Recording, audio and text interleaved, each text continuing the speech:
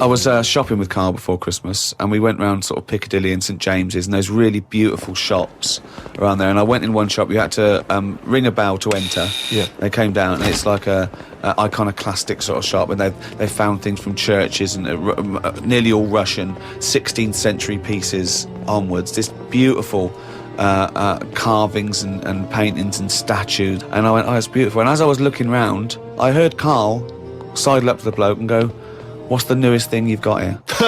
Yeah, sure, that's his first thought. I mean, that is the wrong question to ask of a man who's clearly in antiques. Yeah. Proud of the fact he's got 16th century iconoclastic Russian stuff, to ask, what's the newest thing you've got here? I mean, what sort of question is that? Oh, I don't know, probably the doorbell. I don't know, what does he want to say? Oh, my shirt. What were you thinking? Hoping for? I think it's an all right question, because he was saying there's loads of old stuff in there, and he kept going on about the old stuff. Do you want me to say? Well, what's the newest thing you've got? And what was? Do you know what he said to it? The other question he asked him? He said, how often do you get new stuff in? And I said to him, why did you ask that? He said, well, I was thinking, if you got antiques and you sell it all, what's left? Like someone's going to sell all the antiques in the world because they're not making. He said, because they're not making any new stuff. What does that mean? They're not making any new stuff. But I know for a fact no one's ever going to go in there and buy the lot anyway. I mean, I've never seen anything like it. I'm not at any point in my life, and I don't think it'll ever happen, will I go, I need some old Russian wood. It was brilliant. No, it was, Steve. No. It was beautiful. It's amazing stuff. There's stuff. There's these things from the 16th century of sort of like saints and monks, and they're carved. But and there's loads of it. It's just all piled up. No one's interested. If I was him, I'd go, do you know what? I'm into this, but no one else is. Close shop. Because seriously, it's just piled up, piles on piles of like old bits of wood with pictures on it and that. But just think of a man 400 years ago that carved this, No, but nobody wants it, do they? I've never heard anyone say, oh, look, it's my birthday coming up. I'll tell you what I'd love. What? A bit of old Russian wood. It doesn't happen.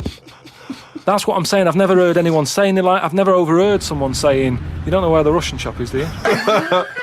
And this is in London where the rates are high. There was this thing, right, Steve? Them old drawings on, like... It was like a panel from a church that someone had painted. Right, yeah. And I think it was like, from sort of like 1590 or something. Yeah. And it was this a picture of this saint, wasn't it? So 1590. It could be from any time, really. So there's this one there, right, leaning up against the wall. And most of them in there was that Stalin bloke, right? But there was this little... Right, can I just stop with there? Lenin. Right, okay. all right then. Yeah. So he was on all these bits of wood and stuff, but I saw this other little face, right, little fella with a beard, right? So I said, who's this bloke here? He said, the story there, right? He said, it's this little fella, and he got mugged back in Russia. This is right, isn't it? This is what he was saying. He said he got mugged. It's just that term, I love that term in a 16th century Russian wood. Oh, no, I'm being mugged. So he got mugged. He got happy slapped. And he said, I've had enough of this, right? Yeah. And he went to live in the woods, right? Made like a little shed, stayed there. People went to visit him, and like, if you got a problem, you knock on his door and you go, I'm sick of it. And he'll sort of say, yeah, I know what you mean, I've moved out of the city and what have you. And he'd make them feel better, and then they go again. Now, why has that man got a plaque? If he was around now, there's no way he'd have a bit of wood with his face on it, is what I'm saying. If someone had got fed up with living in London or New York or whatever, and they go, I'm going to go and live in the woods, people wouldn't visit him, and he wouldn't get a piece of wood with his face on, is what I'm saying. But this man is selling it for about, I think it was about 750 quid for this bloke's head. But the chances are that this is either a well-known Russian folktale, or it may even be a piece of classic Russian literature. He's a saint. He was a saint. He was canonised. Everybody was a saint years ago. That seems to be like thrown about, doesn't it? He was a saint now. Name him one now. Yet this fella lived in the woods in a hut. Oh yeah, that's Saint John or whatever.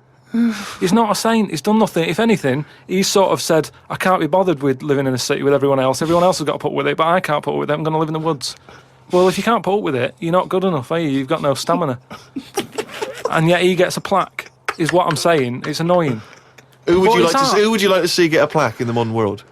Who deserves a plaque, in your opinion? Probably like nurses and that, who do a lot of bad things that I think I couldn't do that, carrying lungs about and all that. No, but I couldn't do you know what I mean? That's one job that... my mum wanted me to be a doctor. Whoa! What was she thinking? Oh, what's her This expectations particular like apple now? didn't fall far from the tree. Oh, when did she start giving up that dream? At what age did she start going, Carl, you don't need to study your books anymore. Go and play with the worms in the garden. When did she sort of like let you off that Is dream? it the day that she caught you with a spoon up your nose? But anyway, talking of emails and that, right? Nick, who's emailed from Australia, right, Melbourne, he's been going on about dolphins and that, problems with dolphins. What problems? He's just saying when that wind happened, there was like a bad wind thing going on. Hold on, wait a minute. What bad wind? In America, they had that. Hurricane Katrina. Yeah. Right. And there was like a little bay with dolphins in it, and Right. that, with all guns on them and stuff. What? Whoa. Because they use dolphins, don't they? They say they're an intelligent animal and stuff. Yeah.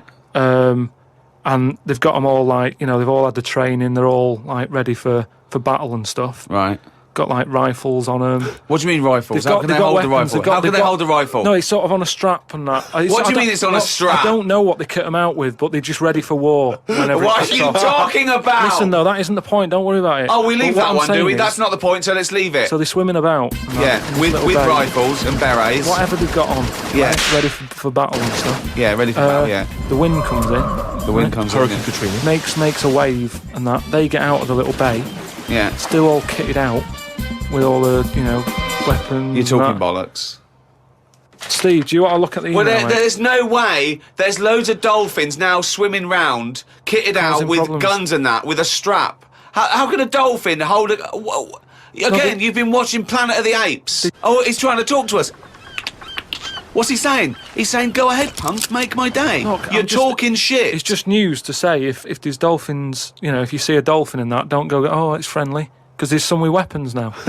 So I'm just reading it out on email. That'll cover it and that. So Bollocks. Carl, can we have some monkey news before I die? all right. Oh, chimpanzee that! Monkey news, yeah. This monkey that was knocking about called Ollie. It was in this zoo, and it was the only monkey in there, right? And it was getting a bit lonely because it was sharing its sort of time with, say, an elephant and a giraffe and No, that. it doesn't happen. And they didn't really No, get on that well.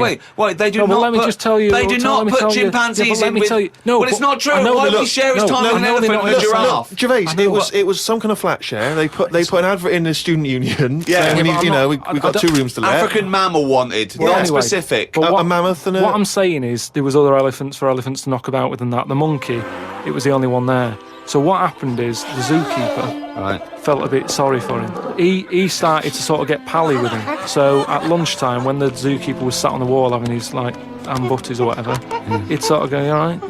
And it used to come over closer and closer. Right. Anyway, within a month, he was sat on the wall having his lunch with him. Right. That But aren't true. anyway, Go so on. he sat there, and as time goes on, Yeah. he's sort of sat with him most of the day. Monkeys Yeah. walking around with him, helping feed the other animals and that. No. But then what happened is the zookeeper, at the end of the night, when he's locking up and stuff, Yeah. he'd feel bad because he'd be leaving the zoo, and Ollie's sat there, and he's like, "I'll see you tomorrow," and the monkey's like, "Yeah, all right, see you later." He's looking all fed up because he's got home to go to, and he's still stuck in where he's basically working every day.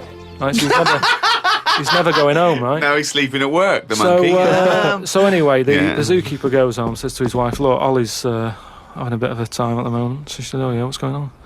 He said, "Well, he's just looking a bit fed up. He's sick of it." So she said, "Bring him home." It didn't happen. So this is anyway. in your head. So she said, "Yeah, bring it home tonight." So anyway, he's looking forward to going into work, and that he sees Ollie. He doesn't tell him straight away. It's a surprise for him later. He gets to the end of the day. Yeah. Anyway, he's like, "Get your coat." He's like, "What?" Coat? What do you mean, get your coat? but whatever the equivalent is, right? Whatever you say to a monkey, it was kind of like, "You coming with me," sort of thing. Right. So he's going, "Oh, brilliant." Anyway, No, he's not. So What do you mean he's going brilliant? He takes Look, it home. so he gets his hat and coat. yeah. And he Can't Go believe on, his luck, Ellen. right? Yeah. He goes back to the zookeeper's house. Everything's going well for about a week and a half. Right. Treating him really well. He's sat there, he's having a brandy at night before he goes to bed. So he said to his wife, "Look, you're at home all day, right? Oh, jeez. I'm going to work. I'll leave it with you, right? So Ollie stays at home. Yeah. Anyway, as time goes on, Yep. a little bit of trouble. Whilst the fella's busy at work, Ollie starts getting a little bit cheeky. Tries it on with the missus. Whoa. Right. How does a monkey try it on with the missus? Are you Well, this talking shit? is classic monkey news. And How does it try it on with So the he's a missus? bit drunk. He stinks of smoke. He tries it on with the missus. How does he try it on with her? I don't know all the detail on You don't know on that any of bit. the I don't know the details. detail on that bit. But You don't all I know any of the No, I don't know details. the details on that bit. You but I don't know any of the details. So what happened? So while the zookeeper's away, the monkey did play. Did the zookeeper's wife reciprocate these affections? She probably went along with that at first. You know, she's cooking at home, getting the tea ready. That's walking past, pinching her ass or whatever. And it's, do you know what I mean? It starts off just like it does, you know, with humans. Starts off as a bit of fun. Before you know it, you know, split up in the end. Anyway, the zookeeper and the what's it? I think the monkey stayed with the woman. So, it's all there. It's Honestly, all on email, mate. your imagination. Well, you look should it up. write stories. You Get should people- write. You Get know, people to look it up. Just put in monkey, chimp, Ollie, and it's all there.